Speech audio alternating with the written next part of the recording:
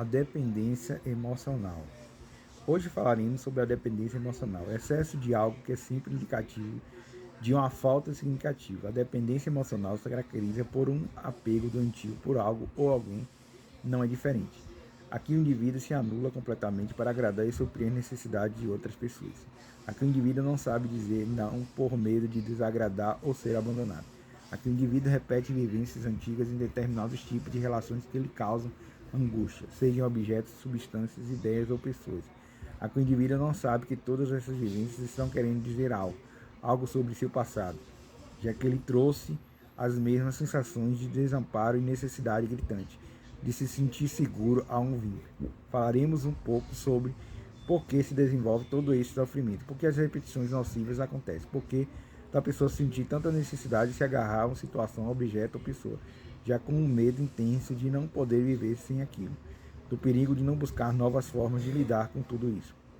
Primeiro abordaremos sobre o que é depender do outro, se existe algum grau saudável e natural de dependência. Segundo, sobre as origens, como se desenvolve e por que terceiro sofre, como identificar os sinais de alerta em pessoas adultas.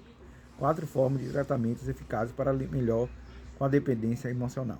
Como a psicanálise pode ter um papel fundamental em todo esse processo. O que é dependência emocional e depender do outro? Antes de falarmos sobre dependência emocional, acredito ser muito relevante entendermos primeiro sobre o que não é dependência. Afinal, estamos expostos a uma cultura de amor que costuma romantizar o amor dependente. Somos ensinados a acreditar que o amor verdadeiro é um amor de pura dependência, onde você não vive sem a outra pessoa, onde a pessoa é tudo para você, onde você precisa aceitar todos os podres da outra pessoa, onde você faz tudo pelo outro e não sabe dizer não.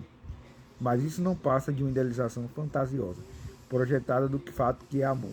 Sim, nós somos seres dependentes de vínculos para sobreviver, para ter uma boa saúde mental. Também sentimos medo de ficar sem aquele material ou ficar sem determinadas pessoas em nossas vidas. É normal que desejamos objetos e pessoas. Tudo se faz parte do pacote de nossa experiência como ser humano. O apego faz parte da nossa maneira de viver e se vincular com o outro. Significa que até certo ponto existir um grau de dependência considerado normal, é natural, faz parte. Então, nesse caso aqui, estamos falando de um apego saudável, e também podemos chamar de dependência natural. A dependência emocional e apego, agora falando sobre a dependência emocional, que se caracteriza sobre que você não pode viver sem a presença de uma determinada pessoa. Você não consegue cortar uma relação mesmo quando essa relação te fere. Depender de você é abdicar de si mesmo para suprir as necessidades de outras pessoas. Depender é você sentir que sua vida não pode continuar sem aquele bem material que tanto significa para você, mesmo no fundo sabendo que a maioria dos bens materiais possui um prazo de validade, mesmo sabendo que com o tempo perde o valor que se desgasta, que param de funcionar. Mesmo assim, só se pensar na possibilidade de ficar sem aquilo já gera muitos sentimentos de angústia em você. Vamos usar um exemplo simples fictício de uma mulher que é completamente dependente emocionalmente de seu marido. Essa mulher não consegue conversar sobre seus desejos e necessidades, porque está sempre colocando as necessidades de seu marido em primeiro lugar.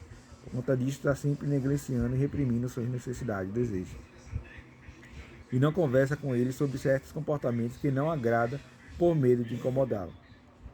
Em nenhuma ocasião ela consegue dizer não para ele sem sentir uma culpa opressora sobre seus ombros. O dia dela apenas é um bom quando recebe elogios do marido, quando ele demonstra afeto, quando lhe dá atenção. Ela não consegue dar conta de viver sozinha sem esse homem. Ela não consegue ver a vida com outra pessoa sem ser aquela pessoa que está com ela nesse momento. Curiosamente, a mesma situação nos encontramos quando somos bebês. O sustento emocional. Nos primeiros anos de vida, a criança é completamente dependente de seus cuidadores em todos os âmbitos de sua vida para conseguir sobreviver. A criança obrigatoriamente necessita de um adulto que seja capaz de promover todo o sustento físico quanto emocional e esteja disponível para ela, pois sozinho o bebê é totalmente capaz de se manter vivo. Portanto, todos nós, nossos primeiros anos de vida, somos totalmente dependentes de uma ou mais pessoas de nosso convívio, em especial a figura materna. Donnicott, renomado psicanalista inglês, chama essa fase de dependência absoluta. Porém, quando se trata de um adulto, se espera que esse sujeito seja capaz de suportar o rompimento de vínculo. Por mais que seja importante, por mais que machuque, espera que esse sujeito seja capaz de seguir em frente e até mesmo buscar sozinho suas fontes de sobrevivência. Suponhamos que um adulto seja capaz de dizer não para uma outra pessoa, Suponhamos que um adulto não negligencie e se prejudique para beneficiar outras pessoas. Caso essa pessoa não seja capaz de seguir em frente sem aquela determinada relação, caso a pessoa se anule por completo por terceiro, caso essa pessoa se conseguir fonte de sobrevivência sem depender do outro, essa pessoa se encaixa como alguém que sofre de dependência emocional. Mas tem, porém, a dependência emocional por alguém, ou por algum material, ou por comidas, ou por substâncias químicas, somente é um sintoma que é algo muito mais profundo. Esse sintoma é apenas a ponta do iceberg, somente a cereja do bolo. A dependência emocional e o sofrimento afetivo. O motivo de toda essa dependência está escondida nas experiências passadas que desencadearam o sofrimento afetivo nesse sujeito. Por trás de toda relação de dependência existe uma história de passado desse indivíduo que faz necessitar depender. Uma situação traumática que essa pessoa está tentando resolver utilizando a dependência por algo ou por alguém como salvação para esse trauma. Ela tenta relaborar através dos seus relacionamentos, seja com objetivos ou substâncias, suas experiências traumáticas que referem-se à parte afetiva do ponto de não conseguir imaginar sua vida sem a presença disso. É sobre isso que falaremos a seguir. Por que se desenvolve a dependência emocional?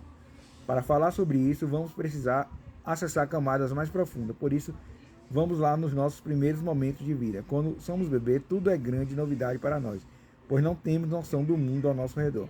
Ainda temos senso de eu, não temos o senso de eu, não entendemos o outro, não entendemos nada sobre o limite. Precisamos de nossas necessidades básicas sejam satisfeitas imediatamente, e quase tudo acontece ao nosso redor, gera uma grande carga de estímulo. Afinal, estamos conhecendo o mundo, e essa é a fase de desenvolvimento. Aquelas são nossas primeiras experiências de fato.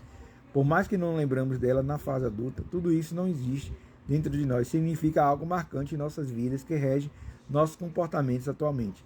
Os gostos, os toques fixos, sentimentos, emoções e sensações. Escuta. Descobrir o que há no mundo é como conviver nesse mundo. Tudo isso é novo e fundamental para o nosso desenvolvimento.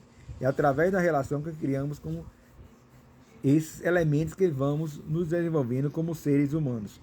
O desenvolvimento da criança e a dependência emocional. Se durante esse processo de desenvolvimento uma criança não recebe a devida atenção, foi criada em um ambiente hostil e violento, foi abandonada, sofreu abuso, teve cuidadores rígidos, distante emocional e fisicamente, impaciente, pouco afetuoso e não demonstra a compaixão necessária para a sua criação. O primeiro contato dessa criança teve com o amor é um amor difícil que machuca, bagunçado, confuso, desemperado, que gera tristeza. Essa criança desenvolve conhecendo o amor de um jeito que não é saudável. E nenhuma pessoa de um amor inseguro que comunica em um vazio de amor. Suas primeiras experiências nesse mundo novo, suas primeiras experiências com o outro foram marcadas por insegurança. Para ficar mais claro, vamos utilizar dois exemplos fictícios. João, filho único, cresceu em uma família com pais emocionalmente distantes, pouco amorosos em um ambiente que parecia estar sempre em constante tensão. Quando João chorava por fome e por estar incomodado com a fralda suja, sua mãe não acolhia por algum motivo. João quase não via seu pai, pois ele estava sempre ocupado em longas viagens de trabalho e quando estava ali não brincava com ele, não presente emocionalmente em sua vida. E quando ele chorava, por qualquer motivo, levava inúmeras broncas. Com o passar dos anos, João vai crescendo e seus pais continuam distantes, pouco carinhosos com ele. Ele brinca e leva a bronca.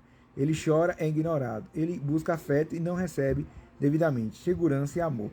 Seus pais são sempre pouco pacientes e não transmitem segurança e amor na maneira de comunicar com João. Durante essa fase de desenvolvimento, gestos e sinais de amor são transmitidos através do toque, e não apenas físico, mas com o tom da palavra, com a vibração do som que sai da boca do cuidador. O tom acolhedor, aconchego que quer prover e ensinar essa criança que necessita de tantos cuidados básicos e amor verdadeiro. Se a abreviação de cada palavra e gestos forem frios e raivosos, despertam desconfiança e medo na criança. Se suas primeiras relações de vínculos afetivos são instáveis, tensos, ela não pode confiar porque ela tem constantemente a impressão de que tudo pode mudar a qualquer momento e essa criança se desenvolve com amor inseguro. Passando por situações pode acontecer duas coisas. Ou a criança pode se tornar alguém com comportamentos mais frios emocionalmente ou muito independente como um mecanismo de defesa. Ou uma pessoa que sofrerá de apego excessivo